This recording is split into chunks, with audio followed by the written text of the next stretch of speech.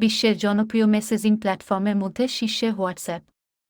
Message ও ছবি আদান-প্রদানের পাশাপাশি audio video কলের সুযোগ থাকায় অনেকেই নিয়মিত হোয়াটসঅ্যাপ ব্যবহার করেন। ব্যবহারকারীদের সুবিধার জন্য নানা সুবিধা দিয়ে থাকে প্ল্যাটফর্মটি। তবে নিয়ম না মানলে যে কোনো সময় অ্যাকাউন্ট বন্ধ করে দিতে পারে হোয়াটসঅ্যাপ।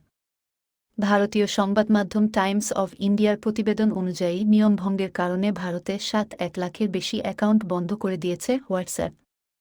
প্ল্যাটফর্মটির নির্দিষ্ট নীতি লঙ্ঘনের জন্য গত এপ্রিলে এই লাখ লাখ অ্যাকাউন্ট বন্ধ করে হোয়াটসঅ্যাপ।